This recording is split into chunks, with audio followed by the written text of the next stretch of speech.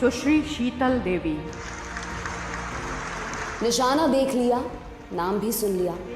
वर्ष 2023 के लिए अर्जुन पुरस्कार से सम्मानित किया जाता है सुश्री शीतल देवी।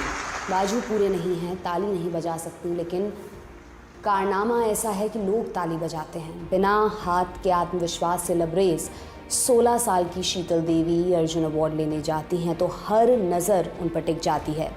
राष्ट्रपति द्रौपदी मुर्मू उन्हें अवार्ड देती हैं, शीतल उन्हें शुक्रिया कहती हैं। जम्मू कश्मीर के किश्तवाड़ ज़िले के एक गांव में जब शीतल पैदा हुई तो फोकोमेलिया बीमारी के चलते उनके बाजू नहीं बन पाए। पिता गरीब किसान थे।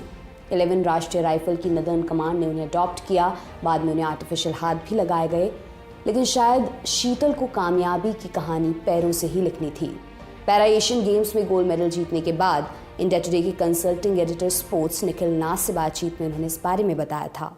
एक समय ये भी आया था, आपने प्रोस्थेटिक्स लेने की कोशिश करी थी, फिर वो टेक्निकली वो चीज़ नहीं हो पाई थी। तब आपके जहन में क्या जा रहा था? आप उदास हुए थे, आप थोड़े डाउन हुए थे? मैंने लगवाई थी बाजू और मुझे लगा था उनसे कुछ काम होगा, तो बट उनसे कुछ काम नहीं हुआ और वो भारी थी। जब मैंने लगाया था तो मुझे अच्छा लगा था वो, तो बाद में वो भारी जब लगाने लगी तो भारी लग रही थी, तो फिर मैंने नहीं लगवाई। तब आपको कुछ ऐसा हुआ, उदास हुए कि यार ये एक ऑप्शन था, ये नहीं हुआ, या आपने उसको देखा कि नहीं कोई बात नहीं, ये चीज़ नहीं हो रही, मैं जैसी हूँ मैं उसमें और बेहतर हूँ, ये सब चीज़ें तो अलग? हाँ, ये मैंने सोचा था अगर इनसे कुछ नहीं होगा तो आगे कुछ अच्छा करूं। शीतल देवी ने ना तो बचपन में हार मानी, ना बड़े मौकों पर कोई बहाना बनाया। कैसे आपने आर्चरी की तरफ गई? क्योंकि मुझे ये सुनने में आया कि आप पेड़ पे चढ़ जाती थी बड़ी आसानी से, हैं, तो वहां से किसी को पता चला यार इसमें तो एथलेटिक एबिलिटी है, तो ये बचपन से ही बाकी बच्चों के साथ आप पेड़ पे चढ़ जाया करती थी? सबसे पहले हम जब घर पे होते थे, बस हम स्कूल जाते थे दोस्तों के साथ आके खेलते वेलते थे। हम पहले लकड़ी का धनुष बनाते थे ऐसे खेलने के लिए, हमें नहीं पता था कि सच में धनुष होती है। फिर बाद में जब मैं बैंगलोर गई थी ट्रीटमेंट करने के लिए, वहाँ पे प्रीति मैम मिली, उन्होंने मुझे स्पोर्ट्स के बारे में बताया।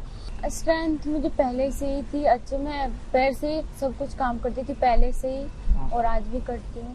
क्या क्या कर लेते थे आप पहले पैर से? मतलब लिखना, मोबाइल पे स्क्रॉल करना, सब कुछ? हाँ जी, पढ़ना लिखना मोबाइल चलाना सब पैर से करती। शीतल के कोच कुलदीप बैदवान ने उनके लिए खास किट तैयार की जिसमें वो पैर और मुंह के जरिए सटीक निशाने लगाने लगी।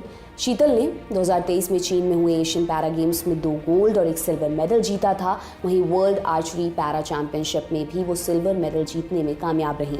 एशियन पैरा गेम्स में मेडल जीतने के बाद पीएम मोदी बाकी खिलाड़ियों के साथ शीतल से भी मिले थे।